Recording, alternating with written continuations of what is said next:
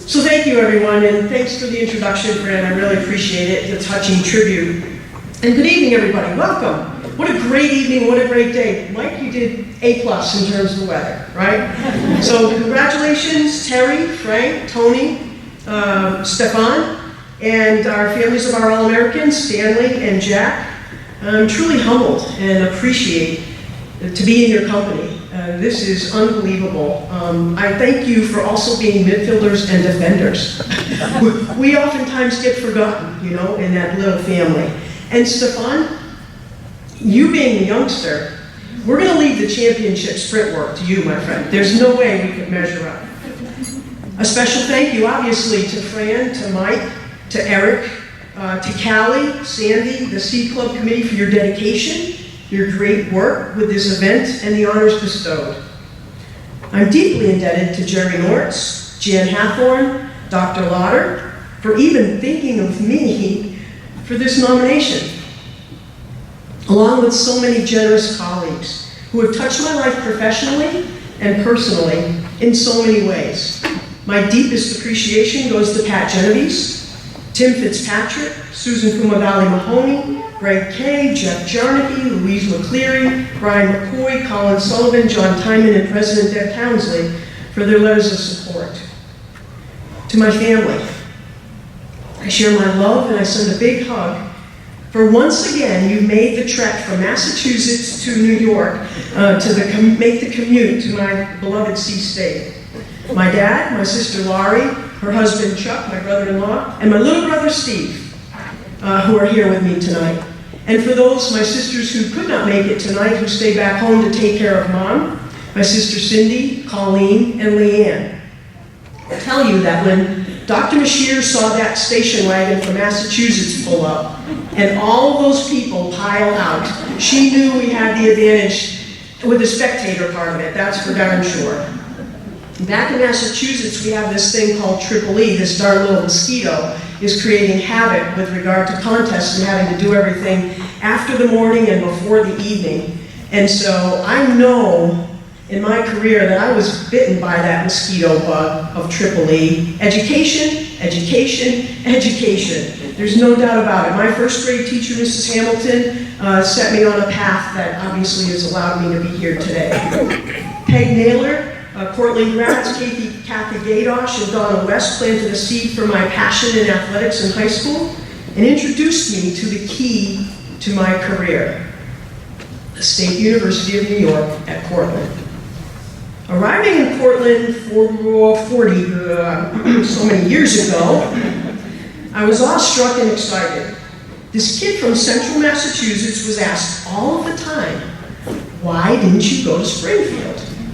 And so for 4 years, I simply said, I have 5 younger siblings. That would have meant if I was closer to home, there would have been a lot more babysitting going on, frankly.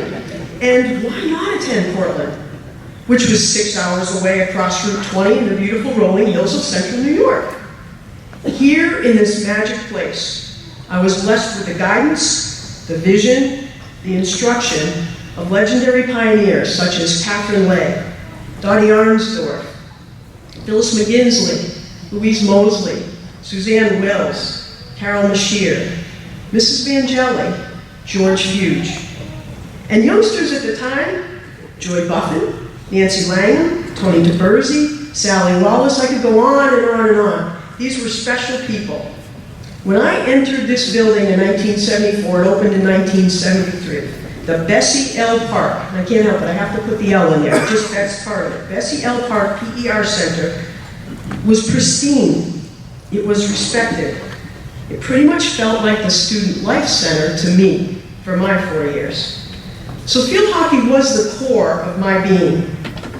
I lived for the Cortland versus Lock Haven, Cortland versus Ithaca, Cortland versus Brockport games.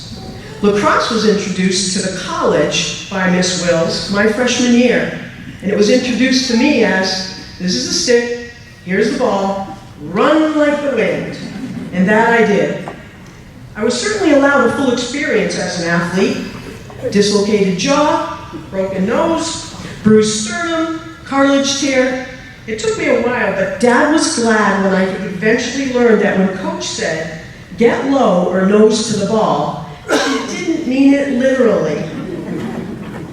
My professors were my heroes. I admired the work they did. They were generous beyond the classroom, sharing with me the tools to learn, the eagerness to grow, and the love of inspiring others. They inspired me to say yes to opportunities such as returning to Racket Lake as a junior counselor and being an academic mentor.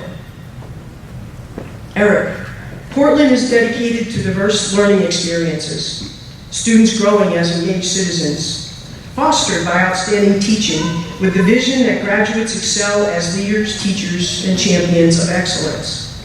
I'm going to share with you 3 quick snippets to understand a little bit of Charlie's dedication, crazy Charlie's dedication, because that was my Cortland upbringing. 1, I ran the NCAA convention was down in Orlando, and so I went down as the secretary of the conference at the time. I went down and I ran the Disney Marathon. I then went to the conference meeting, and I sat for 2 hours taking minutes. When the meeting was done, everyone got up and went out and said, "Are you coming?" I said, "I'll be there in a minute." After running 26.2, I was kind of stuck. I couldn't get out of the chair. So eventually I made it up gingerly after I sent everybody off so they couldn't see how long it was going to take me to stand up out of the chair. The second one was on a site visit. I was the chairperson for the Division III Field Hockey Committee, went down to Lebanon Valley. They were supposed to host in the fall. I was there in May. We went out to dinner, and I passed out at dinner. I had an ambulance ride to the hospital.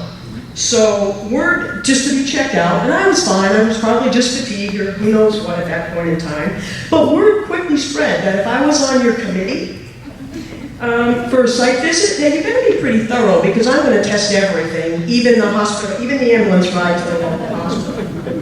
And kept everybody on their toes, I'll tell you.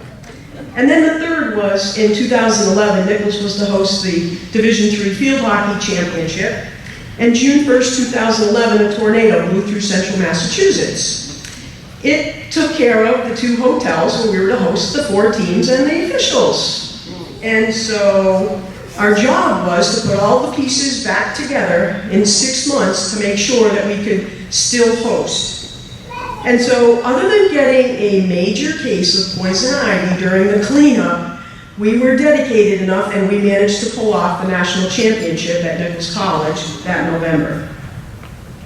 In closing, the foundation of my continued professional success and legacy come from this very special place, from very special people who were and are outstanding in their field. I dearly thank all of my teammates, coaches, even opponents, teachers, students, student-athletes, colleagues, friends, and most importantly, my family, who have inspired me, been by my side, and encouraged me to share the gifts that Cortland developed and shared with me. Again, I am touched, deeply touched by this honor, and share my deepest appreciation to be just a small part of Cortland's history. Thank you all very much, and again, congratulations, Terry, Frank, Tony, Stefan, Stanley, and Jack. Thank you.